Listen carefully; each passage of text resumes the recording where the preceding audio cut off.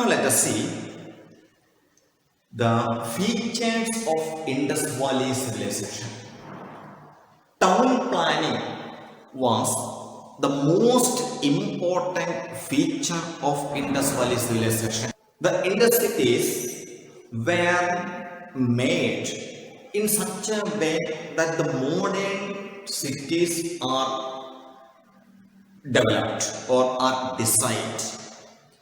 The roads were very broad and they were laid with the fire burned bricks, and they were intersected at rectangles, and the houses were situated on both sides of the roads facing towards the road, and the corners of the roads had a bend or a curve. They were rounded off, and these rounded corners enabled the carts to turn easily. Now, lamp posts were provided at regular intervals. Now, in the modern cities, we have street lights. Similarly, lamp poles or lamp posts were provided there in the Indus cities. And it was the responsibility of the civic authorities to lit those lamps. And the roads were constructed in such a way that they were swept naturally by blowing wind. So these all suggested their skills of science, the direction of the blowing wind, town planning and all. Moreover, only a stable or a strong civic administration would be able to maintain or control such a well-developed city. This was suggested that the city administration of Indus Valley cities also was highly developed. Then, already we have seen that houses were situated on both sides of the roads, and these houses were made by using fire burnt bricks. And now we can find only the basements or the foundations of these houses in most of the cities.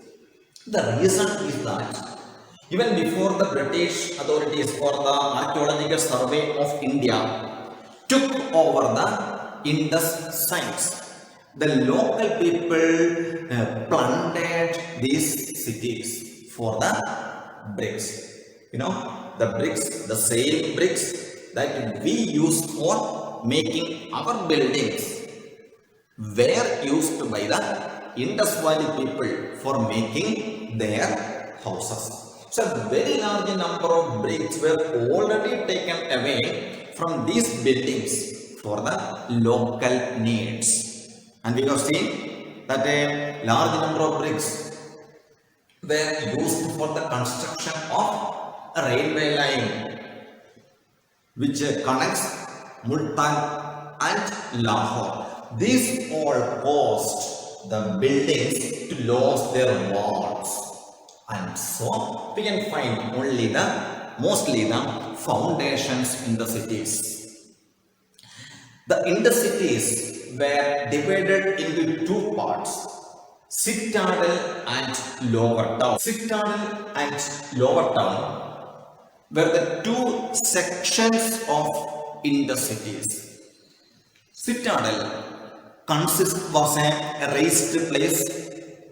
It consisted all the important buildings of the cities, and Lower Town was generally used for the dwelling purpose of the ordinary people. It was made in such a reason because the Indus cities were constructed on the banks of river Indus. Already we have seen, and this river had frequent floods.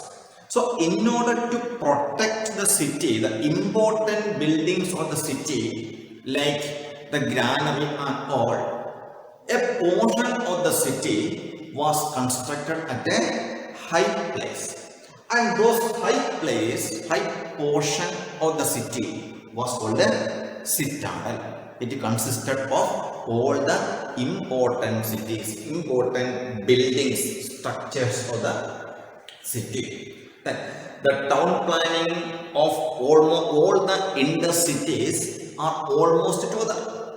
So historians together called all these cities which spanned from Pakistan till the Gangetic Valley are the Indus sites. Another important feature of the Indus Valley civilization is their drainage system. As like the modern cities, the Indus cities too have a well-developed drainage system. The sewage water from each house was flown towards the to a main sewage pipeline, and it was drained to the river Indus.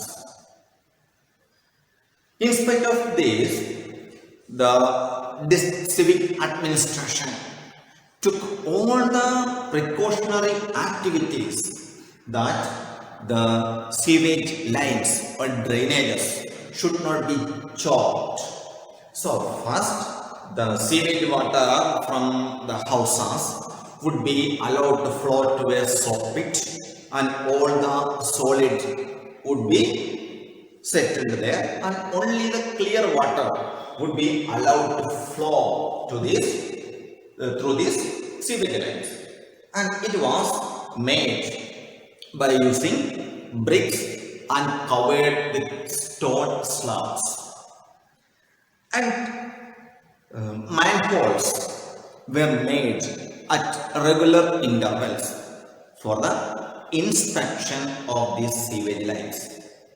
And these sewage lines were made watertight so that the wastewater would not be seeped in. It would not seep, it would not be lost and contaminate the wells and other such water bodies. Now, let us examine about their dwelling houses. The Indus Valley cities consisted of different types of buildings, ranging from palatial building to small huts. It shows there existed social inequalities. The rich people lived in palatial building or palace-like big buildings, whereas the poor people lived in small huts. And most of the houses were made on a raised platform. We have already seen the reason for making such a raised platform. It was made to protect the buildings from the frequent floods.